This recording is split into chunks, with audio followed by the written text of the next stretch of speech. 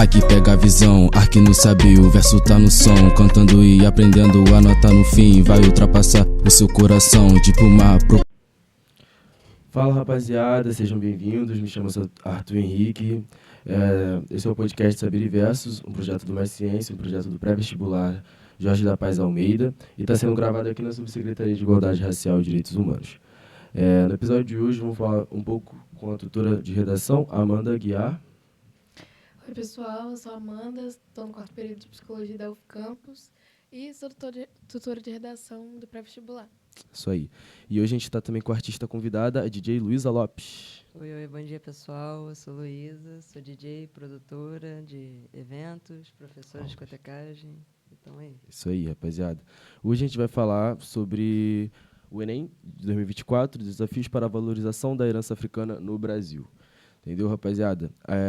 Professora, qual é a sua recomendação para os alunos que estão sem a disciplina de redação no seu currículo escolar?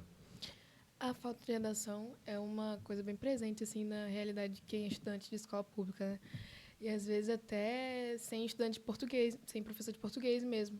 E não tem professor, o sucateamento das escolas públicas a gente sabe como é que é. Sim. E aí, como é difícil ter essa disciplina que é tão complicada, às vezes, para algumas pessoas, e ter essa deficiência de currículo escolar mesmo. Então, a minha recomendação é que, desde o começo, logo do ensino médio, os alunos já comecem a assistir vídeo no YouTube em relação à redação, porque a gente tem a cultura de não ser ensinado a escrever desde cedo. A gente não é ensinado a ler desde cedo. Então, quando a gente pega lá no terceiro ano do ensino médio e começa a ter que fazer redação, fica muito mais difícil. Então, se a gente começa desde antes a assistir vídeo, tirar um pouco de dúvida, começar a praticar um pouquinho, já fica mais fácil. Então, essa é a minha dica. Entendi. E aí, por que é tão importante o ensino e por que existe uma desigualdade no ensino público e particular? Eu acho que o ensino é importante porque ele emancipa quem a gente é, né? E ele reforça nossa existência enquanto sujeito. E a gente acaba questionando mais a nossa vivência, questionando mais o momento que a gente vive. Então, eu encaro o ensino como uma prática libertadora, porque quando a gente está imerso numa realidade, a gente não questiona o que a gente está vivendo, a gente fica numa bolha. Então, verdade. Fica preso, né, conformado. Sim. Uhum. E tem a questão do fatalismo também. Você acaba acreditando que aquela realidade ali é a única existente para você viver. Só que não é. Existe um mundo de possibilidades. Claro que algumas pessoas têm dificuldade de chegar a esse ponto, de crescer na vida e tal, porque a gente vive no Brasil, né, um país de desigualdades, então não vai ser igual para todo mundo, mas encarar o ensino como uma possibilidade de pensar mesmo a sua realidade, pensar o outro, pensar a sociedade que a gente vive. E também, sobre a desigualdade, eu acho que a desigualdade é um fator muito importante no nosso país, porque, principalmente para quem vai fazer o Enem, né? Para quem fez o Enem, para quem vai fazer, porque existe muito estudante de escola pública que não... Quer dizer, todos, né? Estudantes de escola pública, não tem como se comparar a um estudante de escola particular. O ensino é diferente, a estrutura das escolas é diferente, as nossas vivências enquanto estudante de escola pública também é totalmente diferente de uma pessoa que está numa escola particular. Então, isso é muito declarado no Enem também, porque quem tem condições de ficar estudando o ano todo, ou às vezes anos, para passar num vestibular e conseguir ser aprovado numa faculdade. Acho que a desigualdade está muito escancarada no Enem também. Uma parada que eu também penso é da forma que a gente pode perceber que a desigualdade ela também é dentro das escolas particulares, com as pessoas Sim. que recebem bolsa. E que, tipo assim, a desigualdade, hoje em dia, o modelo, porque a gente critica muito o modelo da reforma escolar de hoje em dia, que dá esse projeto de vida, que quer botar empreendedorismo e retirar a filosofia, tirar a sociologia, que são uma das matérias que geram criticidade dentro do aluno. E isso daí também é completamente desigual. E aí você vai para a escola às 6 da manhã, tu espera que vai, às vezes não tem nada para comer dentro de casa, tá ligado? E aí você vai para a escola às 6 da manhã e 9 horas você vai embora, porque não tem... Como é que um aluno vai se manter dentro da universidade, dentro de uma escola? Se esse modelo, porque a pessoa, o cotidiano dela é sair 6, sair 9, porque não tem professor para dar aula, entendeu? Então é uma realidade que na escola particular a gente não observa, entendeu? É exatamente assim. E aí, Luísa, como você se tornou DJ? O que você faz na sua profissão? Eu Pode vou explicar pra aproveitar gente? para falar um pouquinho dessa parte aí, puxando a parte da educação, porque, tipo assim, Aham. eu sou de escola particular, eu venho dessa bagagem de escola particular, e aí eu saio do ensino médio ainda particular, vou para a faculdade pública, que faculdade particular não seria uma opção, porque eu ainda sou uma pessoa preta de classe média baixa. Então, Sim, aham. é aquele meio termo em que você tem uma condição suficiente para você estar numa escola bacana, numa escola que vai te dar uma base para poder fazer um Enem ok, tá ligado?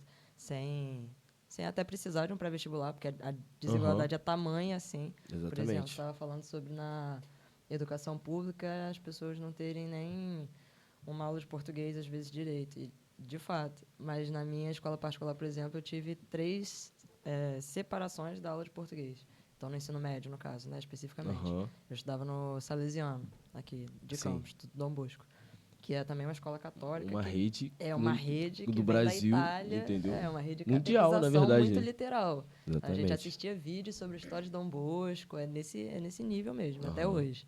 Mas em termos de educação era de fato uma escola muito boa, eu imagino que ainda seja. De fato. E aí eu tinha aula de gramática, aula de literatura e aula de redação Olha isso. no ensino médio, mais especificamente no último ano também, que eu comecei eu acho que só no ensino médio não, acho que foi ao longo do ensino médio todo, esses 3, agora não vou lembrar direito. Aham. Mas é isso, me deu uma base muito boa, sabe?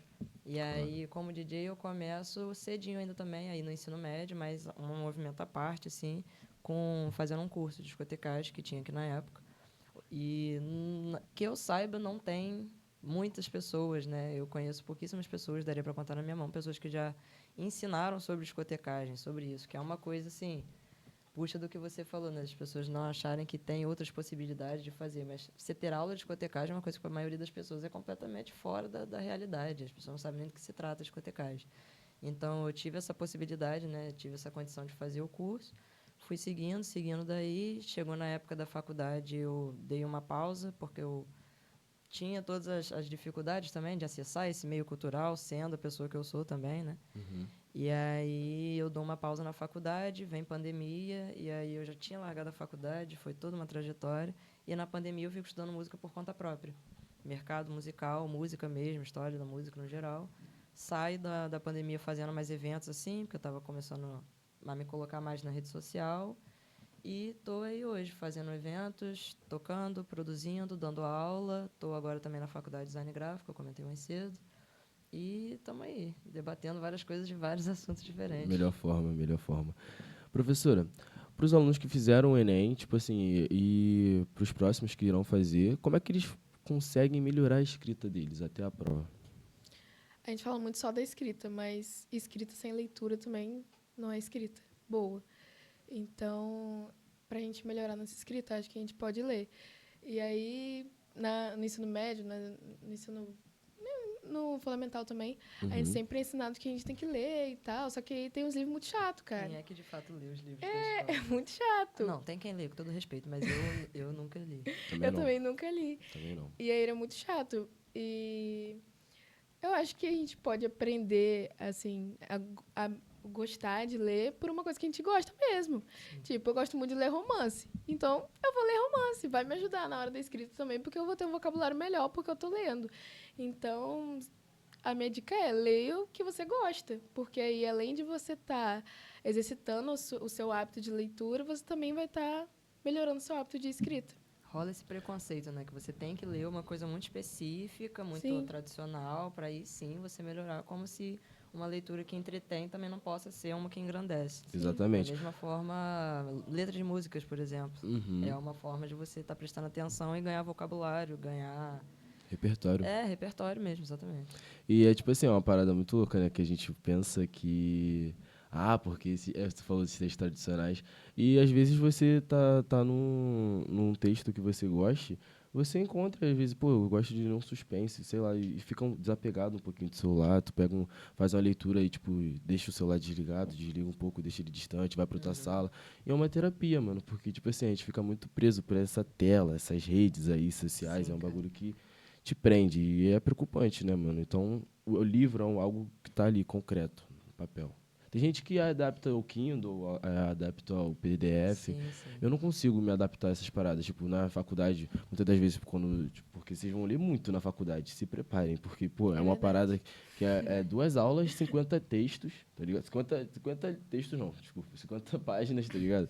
Para 2 aulas, tem 2 matérias ao mesmo dia, então se prepara, filho. Se tá achando que o Enem é muita coisa, Você não vai achando que curso de design, de arquitetura, curso de arte, procura assim, você não vai ter matemática e texto também não, tá? vai Já vou vendo. avisando. Psicologia também tem matemática. Aí, tá Ah vendo? lá, Tá vendo? caraca, Design certo. pra Luísa. Luísa, qual foi o seu primeiro contato com a música e qual a importância da musicalidade pra você? Pô, massa. O meu primeiro contato com a música, na verdade, eu não vou conseguir. O meu primeiro contato Não, hoje, esquece. não vai ter como. Mas, assim, conscientemente, como praticante de música, eu posso dizer que meu primeiro seria contato essa. foi com uns 9 anos, assim, que eu comecei a fazer aulinha de violão com uns colegas que tinha lá no meu condomínio, assim, condomínio, prédiozinho, né, tal, com nada, 2 prédios e um estacionamento. Mas aí a gente juntou eu e mais 2 colegas, fizemos uma aulinha particular lá, que a gente ganhava um descontinho e tal, só por coisa. Daí eu passei a fazer aula de guitarra numa escolinha de música que tinha também por perto ali, aqui da Aulas. cidade. A Blue Sound, deve existir até hoje, inclusive. Gratidão, Blue Sound. Muito boa. E aí depois fui passando, fiz o curso de discotecagem, aí estudando música na pandemia, essas coisas, e até hoje. E, pô, a música, ela é crucial para o ser humano em todos os aspectos. Eu poderia ficar horas só nessa pergunta. Porque, pô, falando especificamente de redação de Enem, de repertório, vocabulário, como a gente está falando, por si só, as letras de música, seja nacional ou seja internacional, já te dão um repertório, né? A nacional, obviamente, vai te dar um repertório da língua portuguesa, especificamente, mas não quer dizer que uma música em inglês, uma música em espanhol, não vai também te dar bagagem de pensamento, porque vai, se você, né, pode pegar uma letra, pode traduzir, nisso você vai estar aprendendo. Eu quero até puxar um gancho que a Amanda falou, né, ela deu a dica de estudar vendo vídeo do YouTube, e eu queria reforçar isso, porque eu sou uma pessoa muito autodidata, assim, nas minhas práticas artísticas, em tudo, na verdade. Em todos os assuntos que eu fico muito nerdzinha lá, que eu me perco, é no YouTube, procurando vídeo, procurando conteúdo. Para quem sabe, consegue falar inglês, tem muito, muito mais ainda conteúdo Muita bom de facilidade, qualidade, cara. tá ligado? E por mais que você não entenda, à medida que você vai assistindo, você vai aprendendo. Eu tenho mania de assistir vídeo assim no YouTube falando inglês e tal desde novinha, e eu fui aprendendo assim. Eu nunca fiz curso de inglês. De todas as coisas que eu já fiz aula, inglês é uma coisa que eu nunca fiz, eu fui só aprendendo assim, pegando. Então tem muita coisa que dá para você aprender só ouvindo música, lendo a letra, traduzindo, prestando atenção nos instrumentais, uma música instrumental, procurando saber de onde aquela música veio, qual é o artista, qual a bagagem do artista. Só nisso você já vai estar tendo aula de português, de história, de geografia e muito mais coisa além. Papo reto. E, Amanda, podemos dizer que a arte é uma ferramenta de ensino, né? E aí, como ela pode ser representada na redação? Eu vi uma frase hoje, que eu até anotei aqui para falar com vocês, que diz assim: a arte sintetiza o que a realidade não dá conta de fazer. Eu acho que é muito disso, né? De que às vezes a gente vive numa realidade tão complicada e tão, assim, de tantas coisas que a gente tem para fazer na vida que a gente não se dá conta de quando a gente vai parar para fazer arte. Só que aí eu acho que um questionamento que a gente pode trazer também: o que é arte? E quem valida a arte que a gente faz, né? E precisa parar para fazer Sim. arte ou é uma coisa que a gente só está fazendo? Porque a gente está fazendo arte a Exatamente. todo momento.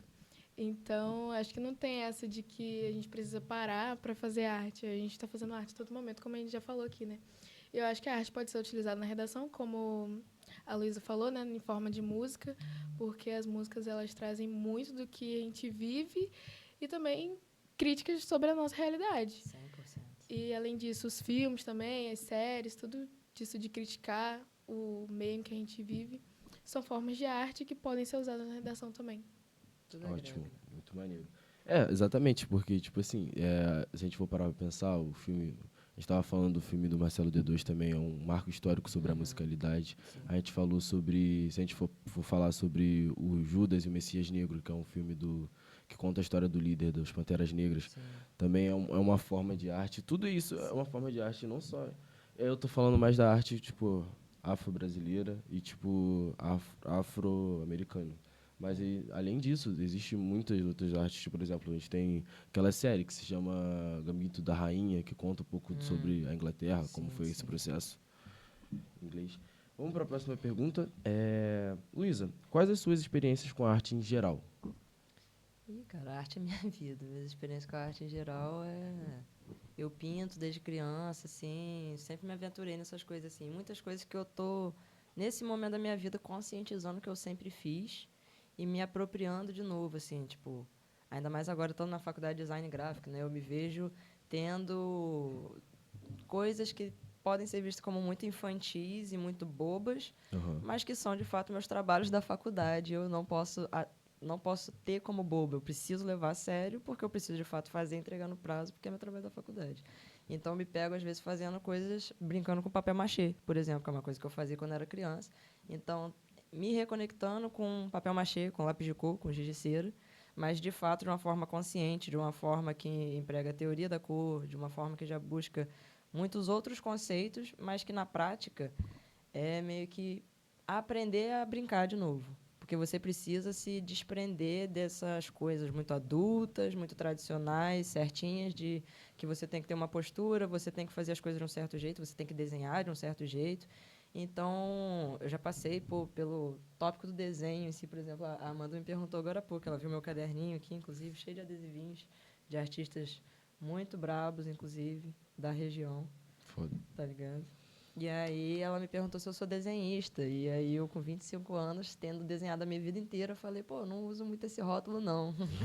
Mas se você for olhar meu caderno, é cheio de rabisco. Então é isso, assim, é um processo constante, assim, de me descobrir na prática da arte, né? A arte como prática, como teoria, como reflexão. Então, assim como eu falei da música, eu posso aplicar falando da arte. É uma coisa que permeia todos os aspectos, assim. Ela tá sempre de alguma forma. Não é uma coisa que a gente para Sim. fazer. É uma coisa que a gente vive, assim. Se deixa viver, pelo menos.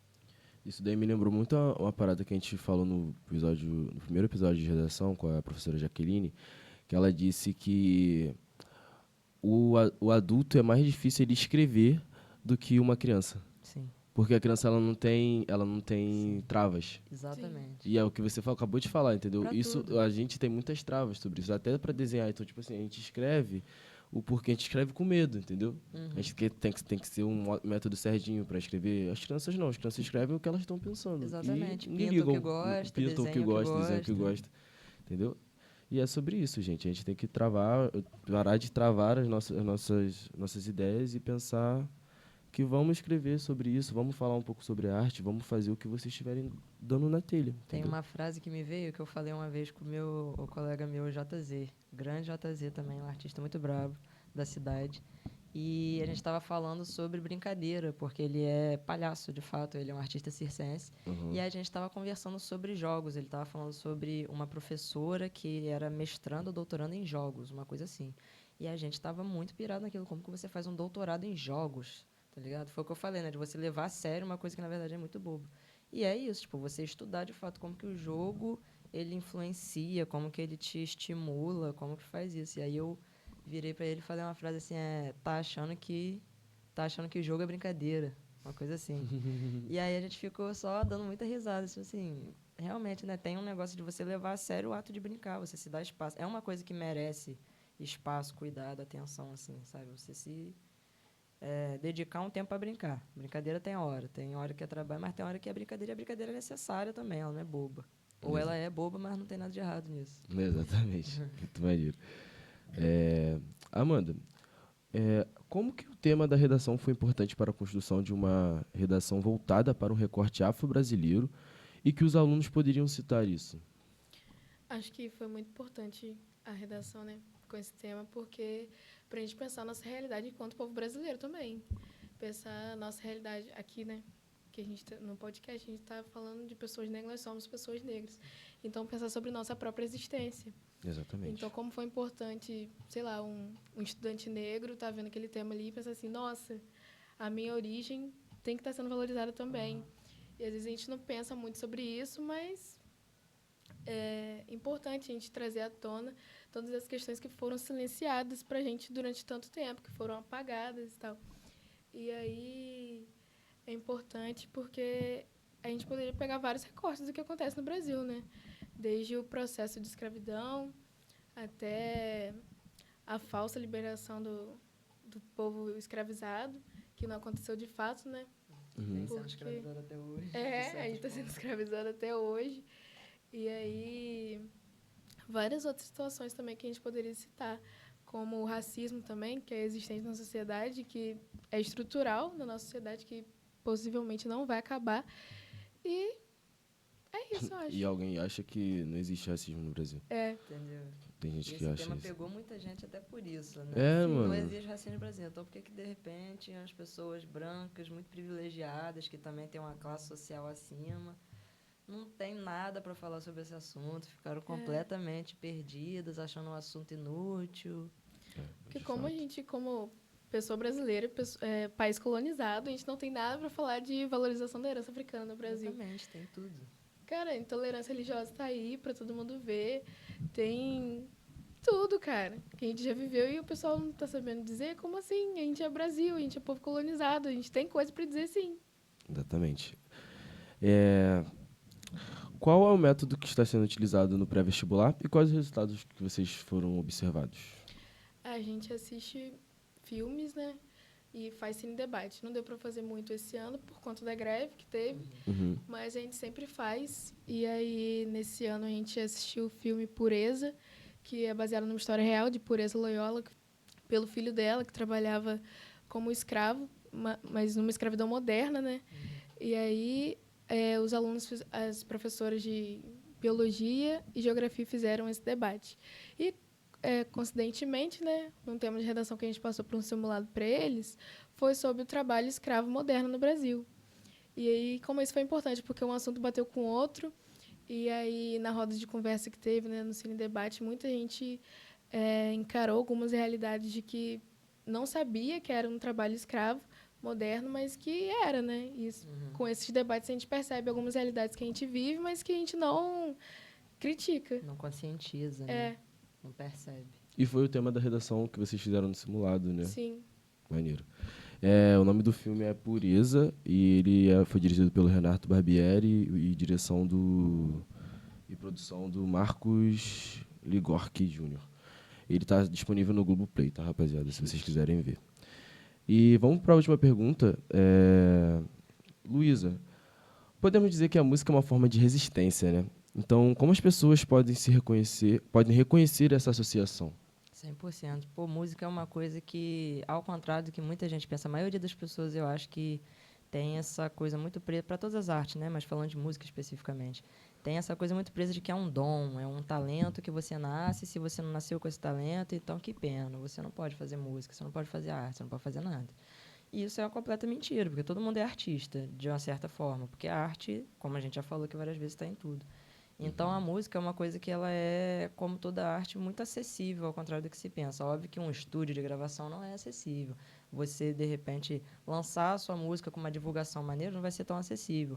Mas você consegue já lançar a sua música de forma independente, produzir, compor, lançar, juntando com a galera que está aí buscando a mesma coisa que você. Tem muito material já no YouTube também que ensina. E aí, da mesma forma, o equipamento não vai ser tão acessível, mas tem alguns equipamentos que podem ser. Você já consegue fazer uma parada com o seu celular, pegar um beat do YouTube. Então, assim, o importante é fazer. O importante é botar a roda para girar e você tá praticando, tá buscando aquilo, porque você vai atrair pessoas que estão na mesma vibe que você vai atrair espaços, lugares, acessos que vão te direcionar para o que você precisa fazer, sabe? Para você estar naquele caminho. Então, assim, se você sente, eu falo isso para qualquer pessoa, se você sente que você gosta de música, quer fazer, faz, batuca na mesa, cantarola, escreve suas letras, grava no celular a sua rima, e não precisa rimar também, faz suas paradas, ouve aí, busca referência. Não existe regra, eu falo isso para todo mundo quando eu estou dando aula ou quando eu estou conversando sobre qualquer coisa, que as pessoas me perguntam, né, mas pode fazer isso, aquilo, né, qual é o controlador e tal. Eu falo, cara, para tudo que você me perguntar, eu vou responder, depende. Não existe certo, não existe errado, não existe regra. E isso para música, para qualquer forma de arte, para a vida, na verdade, né? Existem regras aí, mas essas regras são acordos entre vários humanos que poderiam fazer esse acordo. Nem todas as pessoas têm acesso a tomar essa decisão, que geralmente somos nós que ficamos achando que não tem mais o que fazer. Mas tem. Tem muita possibilidade no mundo de aprender, de buscar conhecimento. E ensino não é só instituição, ensino é conhecimento. Então, eu digo isso pra música como pra tudo, assim. É ir atrás, tá ligado? Ir atrás do que faz sentido. É isso que eu vou terminar, ir atrás do que faz sentido. Então é isso, rapaziada. Vamos puxar para as considerações finais. Gostaria de agradecer vocês por terem assistido o episódio. A gente está aqui na Subsecretaria de Igualdade Racial e Direitos Humanos. Seguir o pré-vestibular nas redes sociais. Deixar os convidados se despedirem. Muito obrigado por vocês terem vindo, por participado desse episódio. Obrigada pelo convite. 100%. Nada. Queria agradecer pelo convite. Meu Instagram também é meu nome ao contrário. Eu achei que isso ia muito fácil para as pessoas, mas aparentemente não é. Mas na minha cabeça mesmo complica as coisas. Então, Luiz ao contrário. ASIUL Lopes. Luísa Lopes, pode me achar lá, pode mandar mensagem se quiser. Estou aberta a hablar muito. E eu desejo boa sorte a quem vai fazer o Enem no segundo dia de novo. Porque exatas, né? Não é minha área, mas para quem é da área de exatas, boa sorte. Para quem não é, também boa sorte. E também para quem vai assistir esse vídeo, esse podcast durante o ano, depois que passar o Enem, desejo boa sorte também no Enem e na vida também. E produzam arte. É isso, rapaziada. Boa sorte, façam com calma, sem Agradecer desespero. o Douglas, que tá ali. Não precisa fechar não, fica suave, mano. E é isso, tropinha. Fé em Deus. Valeu. Boa sorte com tudo aí.